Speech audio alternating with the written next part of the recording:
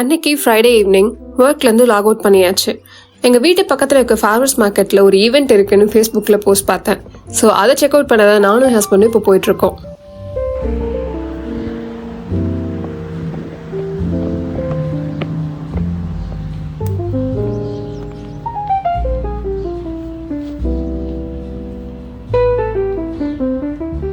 நாங்கள் இருக்கிறது கனடாவில் சென்ட் ஜான்ஸ் அப்படின்ற சிட்டியில் இருக்கோம். இந்த சிட்டி தான் நார்த் அமெரிக்காலே ஈஸ்டர்ன் மோஸ்ட் சிட்டி.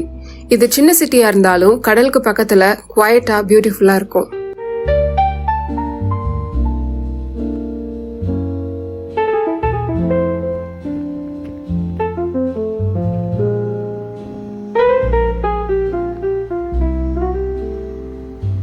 இதுதான் இந்த ஊரோட ஃபார்மர்ஸ் மார்க்கெட். இந்த ஃபார்மர்ஸ் மார்க்கெட்ன்றது நம்ம ஊர்ல இருக்கிற உழவர் சந்தை மாதிரி தான். இங்க இருக்கிற ஃபார்மர்ஸ் எல்லாமே அவங்க தோட்டத்துல விளையிற பழம், காய்கறிகள், ஃப்ளவர்ஸ் எல்லாத்தையும் எடுத்துட்டு வந்து விற்பாங்க. கூடவே பல கைவினை பொருட்களும் விற்பாங்க. ஸோ இது வாரத்துல 1 நாள் 2 நாள் நடக்கும். ஆனா இந்த மாதிரி அப்பப்ப ஈவெண்ட்ஸும் நடக்கும். இன்னைக்கு நடக்க போறது ஒரு மல்டி கல்ச்சுரல் ஈவெண்ட்.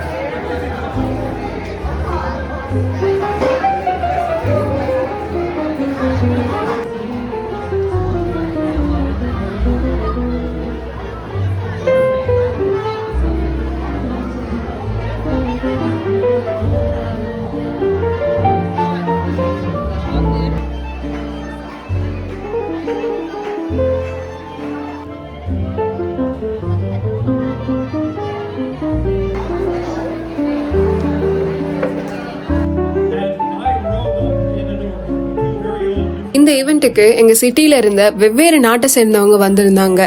எல்லாரும் அவங்கவுங்க நாட்டோட ஃபுட், டான்ஸ் அண்ட் மியூசிக் எல்லாத்தையும் ஷோகேஸ் பண்ணிட்டு இருந்தாங்க.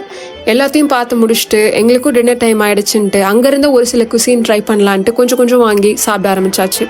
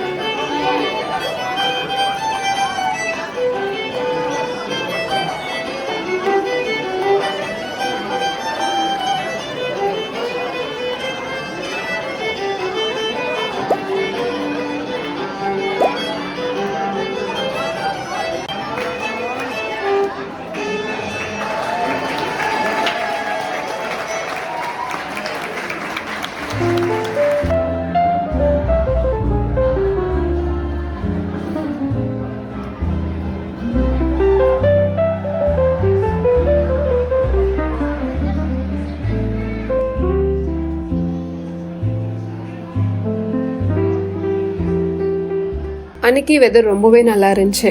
பக்கத்தில் இருக்க காஃபி ஷாப்க்கு போகலான்ட்டு ஹஸ்பண்டை சொல்லிட்டு இருந்தேன். சரி, கிளம்புறதுக்கு முன்னாடி ஒரு ஃப்ரூட் கஸ்டர்ட் வாங்கி சாப்பிட்டுட்டு டின்னர் முடிச்சுட்டு பஸ் வந்துச்சு. கரெக்டாக காஃபி ஷாப்க்கு கிளம்பியாச்சு. இந்த பென்னண்ட்டை அங்கேருந்த ஒன் ஆஃப் த சைனீஸ் ஸ்டாலில் வாங்கியிருந்தேன். ஸோ சைனீஸ் கல்ச்சரில் ஒவ்வொரு டிசைனுக்கும் ஒவ்வொரு மீனிங் இருக்குது. ஸோ இந்த டிசைனுக்கு என்ன மீனிங்னா, இது ஒரு நாரை, இது ஒரு கோட்டை, அப்புறம் இங்கே இருக்கிறதெல்லாம் மேகம். ஸோ இது எல்லாமே சேர்ந்தா ஆஸ் யூ விஷ் அப்படின்னு மீனிங். அதாவது நீங்க நினைச்ச மாதிரியே நடக்கும், இல்லைன்னா நீங்க நினைச்சது நடக்கும் அப்படின்னு.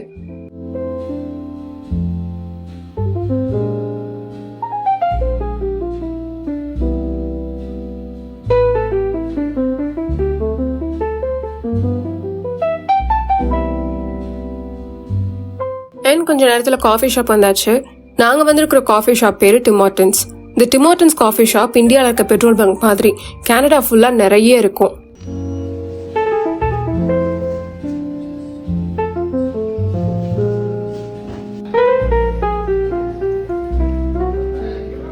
அப்புறம் உள்ள போய் ஒரு ஸ்மால் ஐஸ் காஃபி ஆர்டர் பண்ணி பே பண்ணியாச்சு.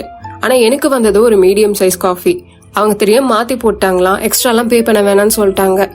ஸோ நான் வாங்கின பென்னண்ட் ஆல்ரெடி அதனுடைய பவரை காட்ட ஆரம்பிச்சிருச்சுன்னு நினைக்கிறேன். ஸோ இங்கிருந்து எங்க வீடு பக்கம் தான். ஸோ காஃபி எடுத்துட்டு நானும் என் ஹஸ்பண்டும் பேசிட்டு வீட்டுக்கு நடக்க ஆரம்பிச்சிட்டோம்.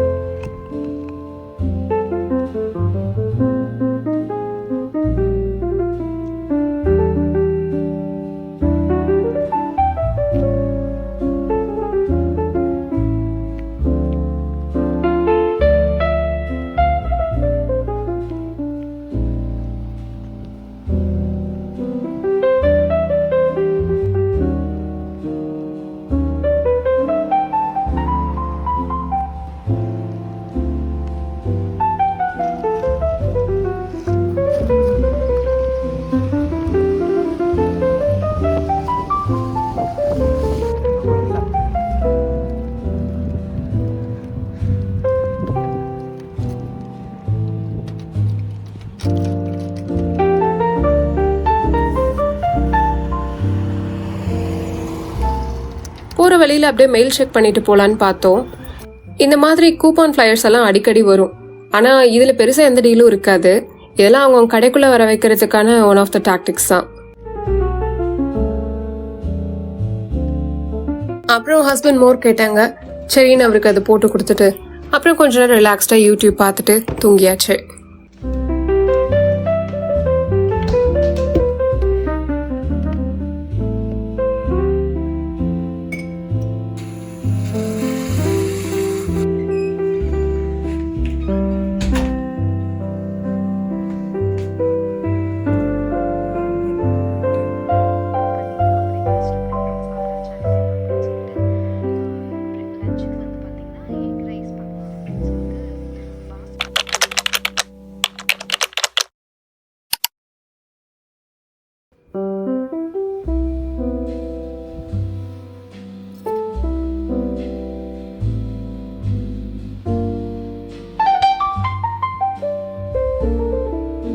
இது அடுத்த நாள் காலையில். அன்னைக்கு நிறைய வேலை இருந்துச்சு. ஆனால் எல்லாத்துக்கும் முன்னாடி கொஞ்ச நேரம் ரிலாக்ஸ் பண்ணிருந்தேன்.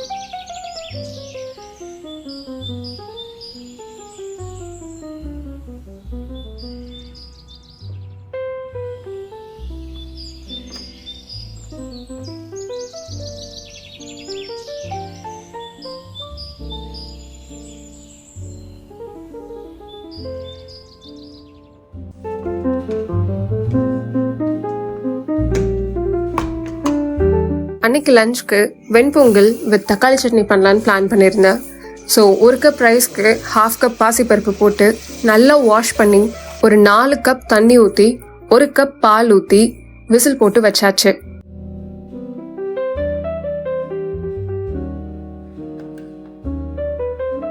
மீன்வெயில் தக்காளி சட்னி பண்ணுறதுக்கு ஒரு பாத்திரத்தில் தேவையான அளவு எண்ணெய் விட்டுட்டு பூண்டு, வெங்காயம், வரமிளகாய், தக்காளி, உப்பு போட்டு அது நல்லா வணங்கினதுக்கு அப்புறம் அரைக்கிறதுக்காக 6 டூன்னு ஓரமாக எடுத்து வச்சாச்சு.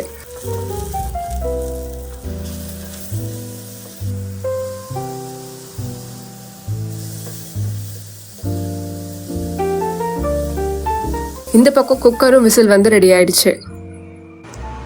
அப்புறம் அரைக்க வேண்டியதெல்லாம் மிக்ஸி ஜாரில் போட்டு 6 டூன் ஓரமாக எடுத்து வச்சுட்டு இருந்த எல்லா பாத்திரத்தையும் வாஷ் பண்ணி டிஷ் வாஷரில் லோட் பண்ணியாச்சு.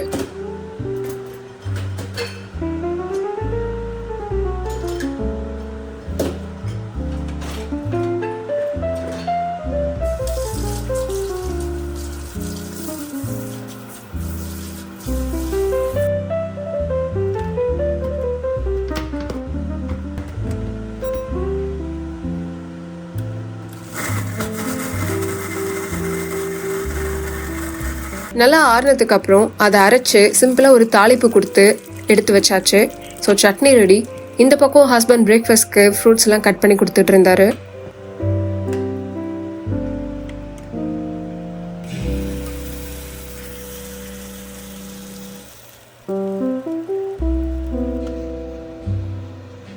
அண்ட் பொங்கலுக்கும் தேவையான தாளிப்பு கொடுத்து அதை ஓரமாக எடுத்து வச்சுட்டு கிச்சன் ஃபுல்லாக இந்த டிஸ்இன்ஃபெக்டன்ட் ஸ்ப்ரே போட்டு க்ளீன் பண்ணியாச்சு.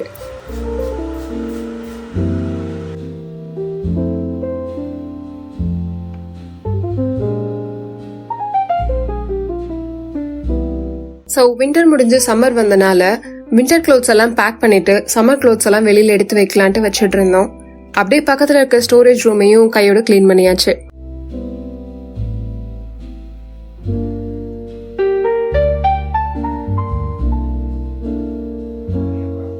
Every Saturday farmers market open பண்ணுவாங்க.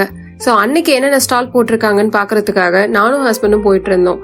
ஆனா அங்க போனா நாங்க எதிர்பாராத ஒரு சர்ப்ரைஸ் வெயிட் பண்ணிட்டு இருந்துச்சு. அது என்ன நீங்களே பாருங்களேன்.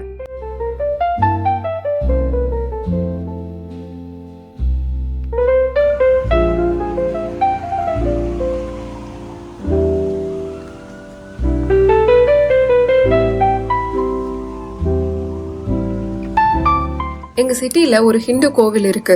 அங்கிருந்து ராதாகிருஷ்ண ஊர்வலம் வந்துட்டு இருந்தது. இது நாங்க சுத்தமா எதிர்பார்க்கல. இங்க நாங்க 3 இயர்ஸா இருக்கோம். இதுதான் ஃபர்ஸ்ட் டைம் நாங்க பாக்குறது. அங்க இருந்த வெள்ளக்காரங்க எல்லாம் எங்களை கூப்பிட்டு கேட்டுட்டு இருந்தாங்க என்னது இதுன்னு. அப்புறம் நாங்க எக்ஸ்பிளைன் பண்ணிட்டு இருந்தோம் ராதா கிருஷ்ணா எல்லாம் கடவுள், ஹிந்து காட்ஸ் அண்ட் இதெல்லாம் ஒரு ஹிந்து ட்ரெடிஷன் அப்படின்னு.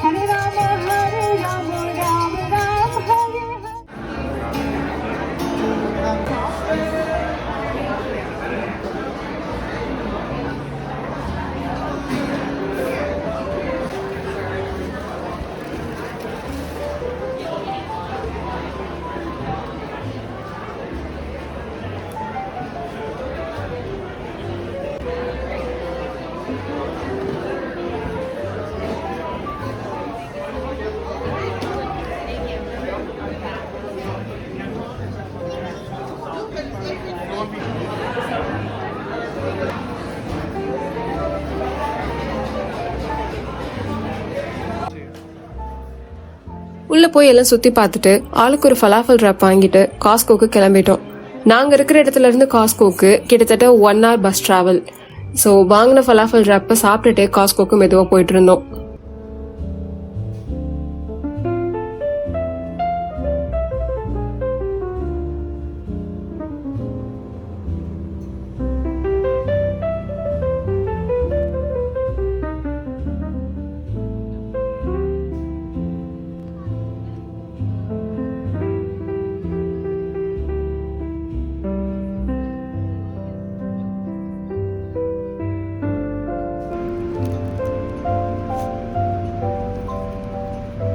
ஸோ காஸ்கோக்கு வந்தாச்சு.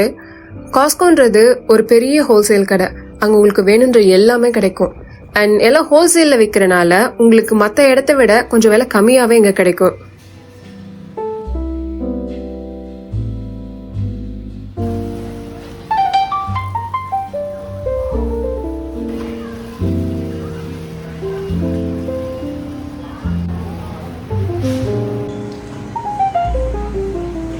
உள்ள போயிட்டு வீட்டுக்கு தேவையான க்ராசரி எல்லாம் வாங்கியாச்சு.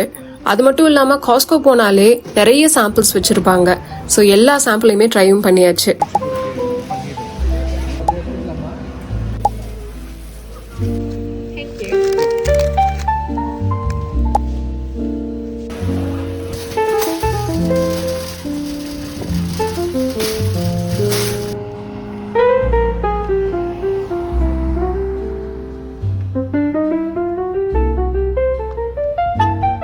ஸோ காஸ்கோல ஷாப்பிங்லாம் முடிஞ்சது. அப்படியே வீட்டுக்கு போயிட்டு நல்லா ரெஸ்ட் எடுத்தோம்.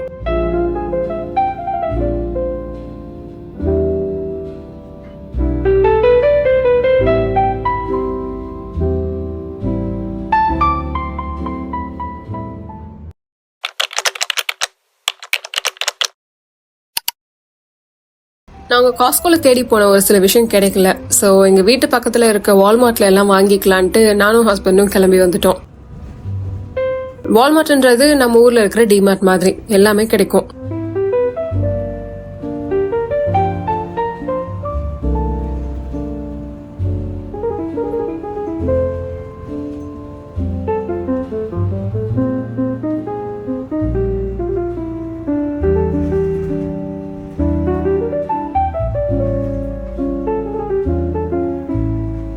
ஸோ இதுக்கு அடுத்த நாள் கத்திரிக்காய் வச்சு ஒரு டிஷ் பண்ணலான்னு பிளான் பண்ணியிருந்தேன். அது வாங்க தான் மெயினாக வந்தேன். ஆனால் பார்த்தா எந்த கத்திரிக்காவும் நல்லா இல்லை. ஸோ அதை ஸ்கிப் பண்ணிட்டு மற்ற பொருள் என்னென்ன இருக்கோ அதெல்லாம் வாங்கிட்டு பில் போட கிளம்பியாச்சு.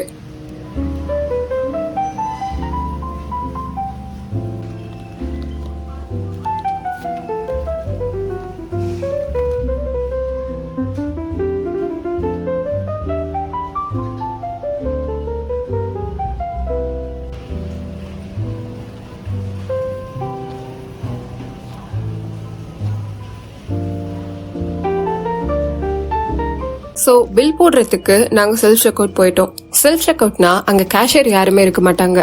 நம்ம வாங்கின பொருளை நம்மளே ஸ்கேன் பண்ணி பே பண்ணிடணும். அதனாலேயே அங்கே நிறைய செக்யூரிட்டி மெக்கானிசம்ஸ் இருக்கும். ஃபார் எக்ஸாம்பிள், இங்க வெங்காயம் வச்சிருக்கேன், ஆனா அதை அங்க வைக்கவே கூடாது. எந்தெந்த ஐட்டம்லாம் ஸ்கேன் பண்ணி முடிச்சோமோ அதை மட்டும் தான் இந்த டேபிள் மேல வைக்கணும். அங்க வெங்காயம் நான் ஸ்கேன் பண்ணாமலே வச்சிட்டு இருக்கேன். அதனால ஆல்ரெடி ஸ்கேன் பண்ண ஐட்டமுக்கும் அங்க டேபிள் மேல இருந்த ஐட்டமுக்கும் வெயிட் மிஸ்மேட்ச் ஆனனால எங்க சிஸ்டம்ல ஒரு அலர்ட் காமிச்சுது. அதை பார்த்துட்டு உடனே ஒரு ஸ்டோர் பர்சன் வந்து அந்த அலர்ட் ரிசால்வ் பண்ணிட்டாங்க. அப்புறம் எல்லாமே ஸ்கேன் பண்ணி பே பண்ணிட்டு கிளம்பியாச்சு.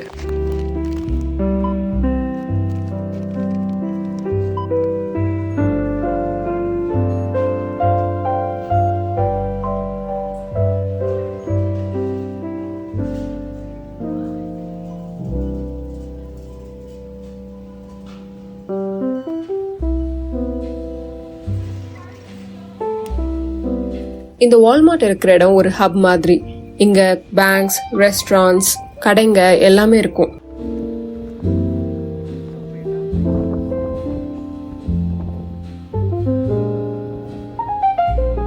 நாங்க டாலரம்மா போயிட்டு இருக்கோம். டாலரம்மால நீங்க எதை எடுத்தாலுமே $5 கம்மியா தான் இருக்கும். அண்ட் வீட்டுக்கு தேவையான எல்லா சின்ன சின்ன பொருளுமே அங்க கிடைக்கும். எங்களுக்கு துணியெல்லாம் ஆர்கனைஸ் பண்ண ஹேங்கர்ஸ் தேவைப்பட்டுச்சு. ஸோ அது வாங்க தான் போயிட்டு இருக்கோம்.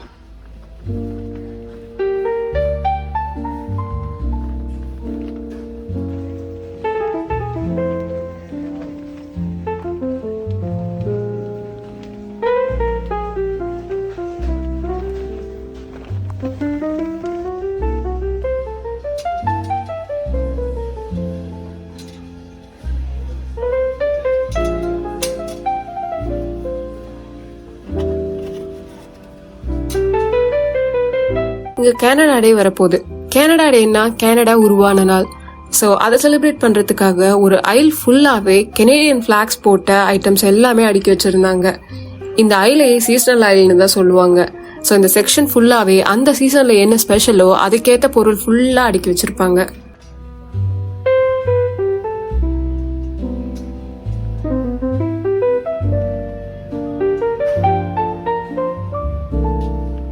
ஸோ அது எல்லாத்தையும் பார்த்துட்டு நம்ம வாங்கின ஹேங்கர்ஸ்க்கு பில் போட்டுட்டு அடுத்த கடை கிளம்பியாச்சு.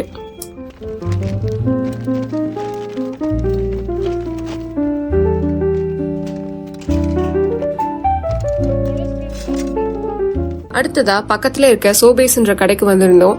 சோபேஸ்ல உங்களுக்கு ப்ரிடாமினண்டா க்ரோசரி மட்டும்தான் கிடைக்கும். ஸோ வீட்டுக்கு தேவையான பொருள்லாம் வாங்க ஆரம்பிச்சாச்சு. அந்த டைம்ல தான் இது என் கண்ணில் பட்டுச்சு. இந்த முள்ளங்கி கட் பண்ணி வச்சு வித்துட்டு இருந்தாங்க. பார்க்க கொஞ்சம் வித்தியாசமா தான் இருந்தது.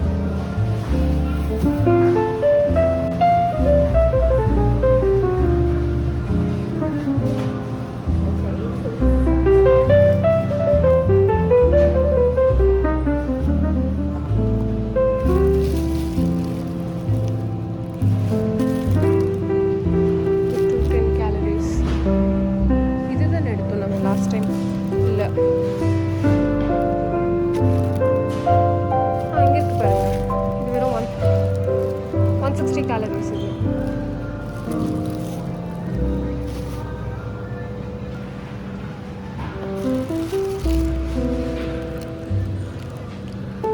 calories.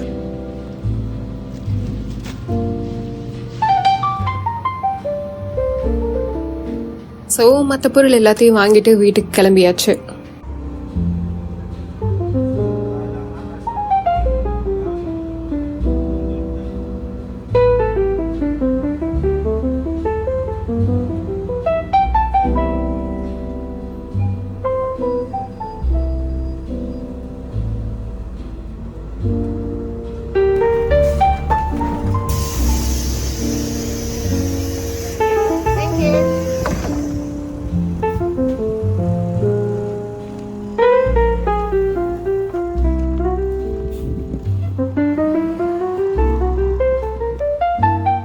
இது இல்லாமல் ஆன்லைனில் ஒரு சில காய்கறிகள்லாம் ஆர்டர் பண்ணியிருந்தேன். அதை ஃப்ரீயாக டோர் டெலிவரியும் பண்ணிடுவாங்க. ஆனால் நாங்கள் வீட்டுக்கு வந்து பார்த்தப்போ எங்கள் பக்கத்து வீட்டில் டெலிவரி பண்ணியிருந்தாங்க. ஸோ அதெல்லாம் எடுத்துகிட்டு நாங்கள் வாங்கிட்டு வந்த க்ரோசரிஸ் எல்லாத்தையும் அடுக்கிட்டு நல்லா ரெஸ்ட் எடுக்க ஆரம்பிச்சிட்டோம்.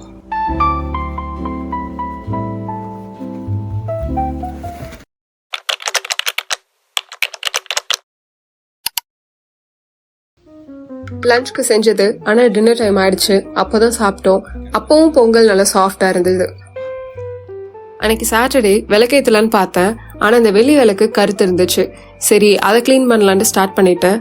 ரீசெண்டாக ஒரு டெக்னிக் பார்த்தேன், அதை தான் ட்ரை பண்ணியிருந்தேன். நல்ல ரிசல்ட்ஸ் வந்துருந்துச்சு. நீங்களே அதை பாருங்க.